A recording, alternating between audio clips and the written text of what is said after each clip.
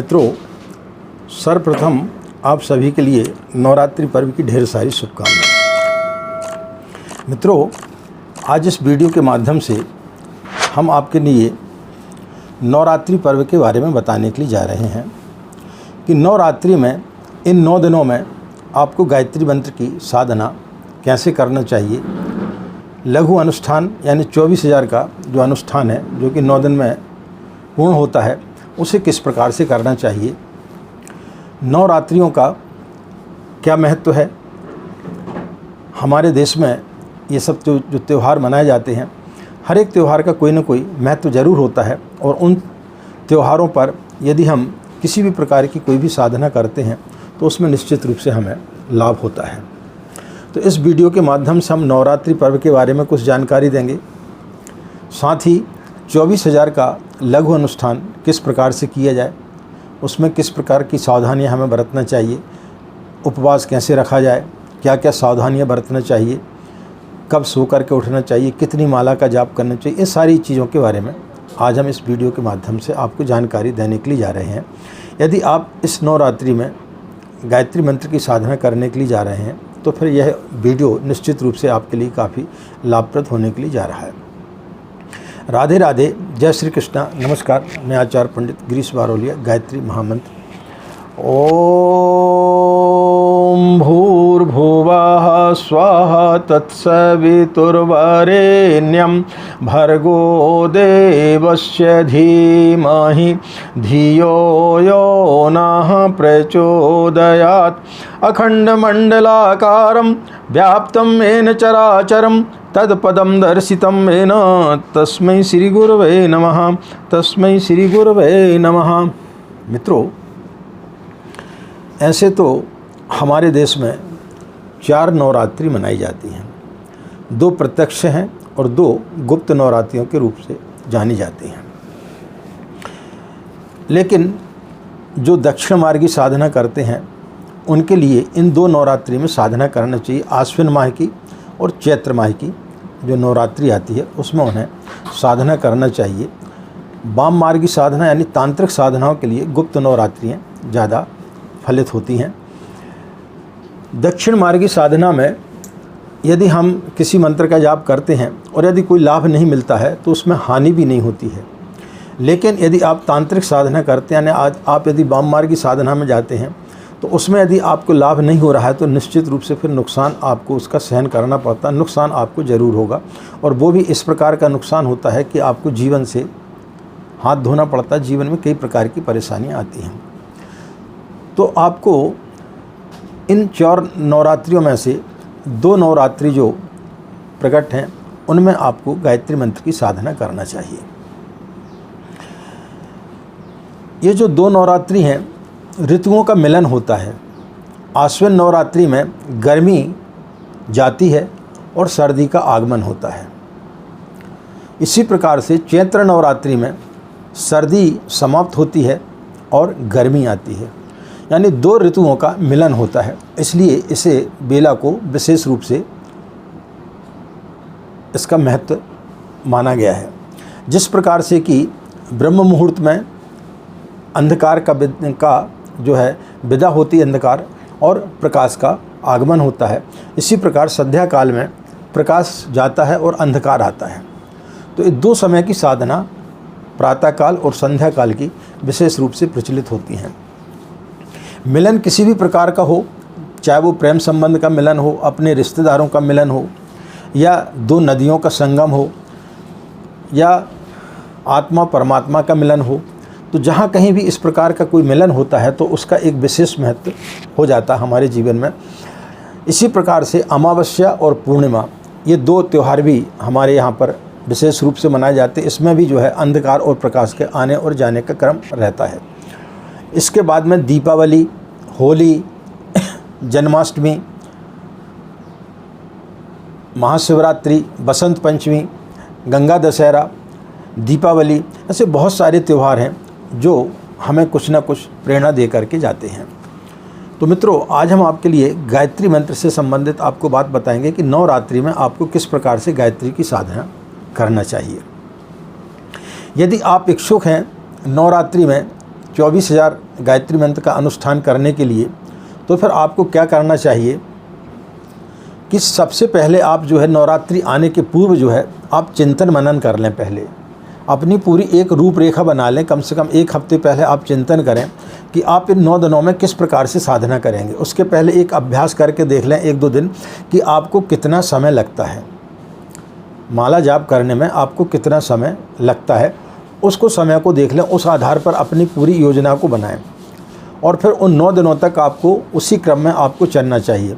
ऐसा नहीं है कि आज आपने जो सुबह 27 माला जप ली और दूसरे दिन आपने जो है केवल 15 माला जपी, इस प्रकार से नहीं होता है। सुबह और शाम में आप 2 भागों में विभक्त कर सकते हैं या 3 भागों में भी आप उसे विभक्त कर सकते हैं। सुबह दोपहर 12 बजे और शाम को सूर्यास्त के आधा पौन घंटे बाद तक आप साधना कर सकते हैं। तो आप उस आधार पर इसको योजना बना लें। प्रतिदिन आपको जो है 27 माला का जाप करना चाहिए। 27 माला में आपका जो है 24,000 का अनुष्ठान पूर्ण हो जाता है। जो हम 108 मंत्र का जाप करते हैं उसमें 8 जो है मंत्र जो है वो अशुद्धि के लिए छोड़ दिए जाते हैं कि यदि किसी प्रकार की साधना करते समय, आपका मंत्र जाप करते समय यदि कोई मंत्र में त्रुटियां रह जाती हैं तो वो उसके लिए छोड़ दिया जाता है। तो इस प्रकार से काउंटिंग में सिर्फ 100 आहुतियाँ ही, 100 मंत्र का जाप ही होता है। तो इस प्रकार से आपको 27 माला का प्रतिदिन आपको जाप करना चाहिए। जब आपकी मानसिकता बन जाए तो जिस दिन नवरात्रि प्रारंभ होती है तो उसके 1 दिन पूर्व सायंकाल को आप संकल्प ले लें, या फिर जो है दूसरे दिन प्रातःकाल प्रतिपदा के दिन सुबह सुबह उठ करके एक सुपारी लेकर के संकल्प ले लें। यदि आपको मंत्र नहीं आते हैं तो सिर्फ आप प्रार्थना कर लें कि हे गुरुदेव, हे गायत्री माता, हम आज से जो है आपका अनुष्ठान करने के लिए जा रहे हैं 9 दिन का, हमारी जो है आप रक्षा करना और हमारे कार्य सब बनाना। तो इस प्रकार का आप संकल्प लेकर के फिर गायत्री मंत्र का आप अनुष्ठान प्रारंभ करेंगे तो निश्चित रूप से आपका मंत्र सफल होगा। कर्मकांड आपको जो है पवित्रीकरण, आचमन, शिखाबंधन, प्राणायाम, न्यास और पृथ्वी पूजन, कलश पूजन और दीप पूजन करके देवताओं का आवाहन करके आपको जो है गायत्री मंत्र का जाप प्रारंभ कर देना चाहिए। जब आप अनुष्ठान करते हो और जैसे माला की काउंटिंग होती है उस समय आपको माला का उपयोग करना ज़रूरी होता है, क्योंकि आपको कैसे पता चले कि आपने कितनी माला का जाप कर लिया है। इसलिए आपको माला का सहारा लेना पड़ेगा। गायत्री मंत्र जाप के लिए जो है सबसे उत्तम जो है सफ़ेद चंदन या तुलसी की माला का प्रयोग करना चाहिए। रुद्राक्ष की माला का से जाप नहीं करना चाहिए। इसको जो है तांत्रिक साधनाओं में, गायत्री की तांत्रिक साधनाओं में उपयोग में लाया जाता है। तो आप चंदन की, जहाँ तक चंदन की माला आप ले लें क्योंकि वो जो है शुद्ध मिल जाती है, लेकिन तुलसी की माला का शुद्ध रूप से मिलना थोड़ा सा असंभव होता है। ऊन या कुश की आसन पर आपको बैठना चाहिए। ब्रह्म मुहूर्त में आप सो करके उठें और पीले वस्त्र आप धारण कर लें। जितना ज़्यादा से ज़्यादा हो सके कम वस्त्र आप धारण करें ताकि बैठने में आपको किसी प्रकार की कोई भी अड़चन महसूस ना हो। पूर्वमुख होकर के बैठें और कर्मकांड करने के पश्चात में 27 माला का आप जाप करें। एक कलश रखें और एक दीपक को जला लें। दीपक में उतना ही घी आपको डालना चाहिए कि जितना आप जो है साधना करने में आपको समय लगता है। 27 माला का जाप करने में आपके लिए 2.5 घंटे का समय लगना चाहिए। इससे यदि ऊपर लगता है तो आपको अपनी स्पीड को थोड़ा सा बढ़ाना चाहिए, और इससे यदि कम लगता है तो फिर आपको थोड़ी सी स्पीड को बढ़ाना चाहिए। 2.25 से 2.5 घंटे का समय आपको लगना चाहिए 27 माला का जाप करने में। तो इस प्रकार से आपको जाप करना चाहिए। कलश स्थापना आपको डेली करना चाहिए। प्रतिदिन आपको कलश और दीपक रखना चाहिए और प्रतिदिन जो है उस कलश के जल को आपको सूर्य को अर्घ दे देना चाहिए। कलश स्थापना, घट स्थापना जिसको बोलते हैं, वो यदि आप दुर्गा सप्तशती का पाठ कर रहे हैं या माँ दुर्गा कोई आप आराधना कर रहे हैं तो उस समय आप जो है कलश स्थापना 9 दिन के लिए करें, जौ आदि इत्यादि वो करके। लेकिन गायत्री मंत्र की साधना में किसी प्रकार की कोई भी कलश स्थापना करने की आवश्यकता नहीं होती है। शाप विमोचन आदि मंत्रों की इसमें किसी प्रकार की कोई भी आवश्यकता नहीं होती है। लघु अनुष्ठान और 1.25 लाख के अनुष्ठान में किसी प्रकार का कोई भी शाप विमोचन आदि नहीं किया जाता है, क्योंकि आप जो कर्मकांड करते हो वो उसी में वह पूरा हो जाता है। 9 दिन के पश्चात में आपको जो है हवन करना चाहिए। या तो आप प्रतिदिन 27-27 आहुतियाँ दें, या फिर जिस दिन आपकी साधना समाप्त हो जाती है यानी 9वें दिन जो है आपको 240 मंत्रों की आहुतियाँ देना चाहिए। यदि आपके परिवार के और ज़्यादा लोग हैं तो आपको एक ही बार में 108 आहुति देंगे, तो बाकी लोगों को मिला करके वो काउंटिंग में हो जाता है। तो इस प्रकार से 240 को आप डिवाइड कर सकते हैं, जितने लोग बैठे उस प्रकार से डिवाइड करके उतनी आपको आहुतियाँ देना चाहिए। इसके पश्चात में आपको कन्याओं को भोजन कराना चाहिए, 9 कन्याओं को भोजन कराएं और कुछ ब्राह्मणों को आपको भोजन करा देना चाहिए, या किसी गरीब को आपको कुछ दान स्वरूप देना चाहिए। तो फिर आपका अनुष्ठान जो है वो सफल होता है।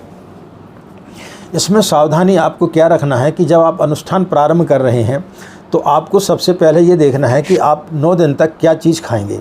या तो आप एक ही प्रकार का भोजन लेकर के उपवास कर सकते हैं, 9 दिन की साधना कर सकते हैं। कोई भी एक अनाज आप ले लें कि हमको सिर्फ दूध रोटी खाना है, या आपको केवल सब्जी और रोटी खाना है, या आपको केवल दाल चावल खाना है।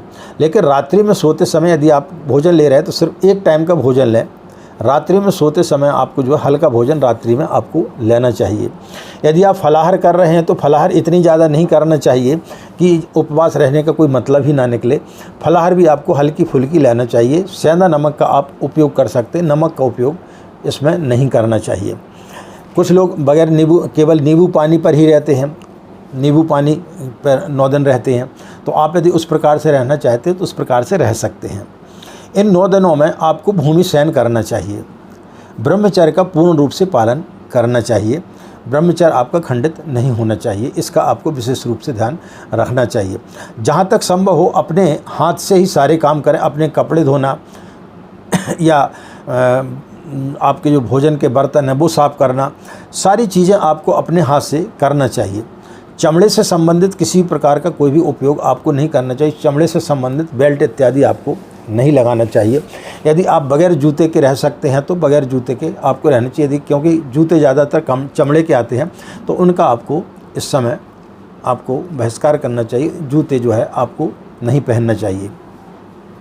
इसके अलावा आप जो है मौन रह सकते हैं, कम से कम 1 घंटा या 2 घंटा आप मौन रहें। सत साहित्य का आपको अध्ययन करना चाहिए।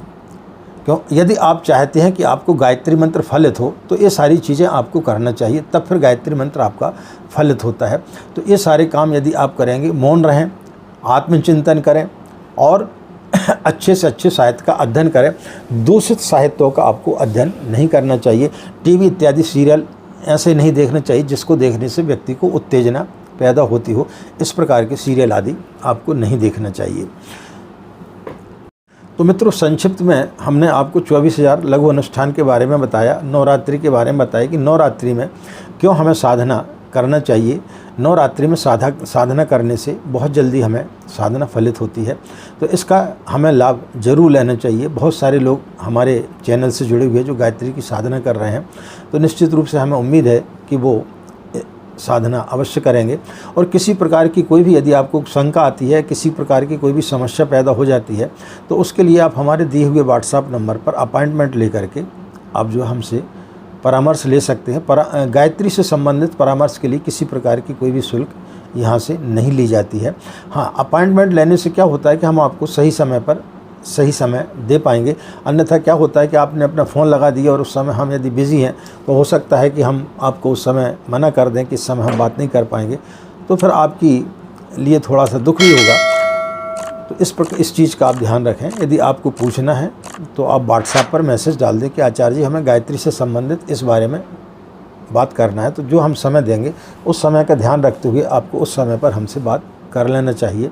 तो फिर किसी प्रकार की कोई भी असावधानी या किसी प्रकार की कोई भी परेशानी आपको नहीं जाएगी। इन्हीं कामनाओं के साथ मित्रों कि आपका दिन मंगल में हो, आप लोग खुश रहें, मस्त रहें। माँ गायत्री की असीम कृपा इसी प्रकार आप लोग पर बनी रहे। आज की बात समाप्त। नमस्कार। ओम शांति।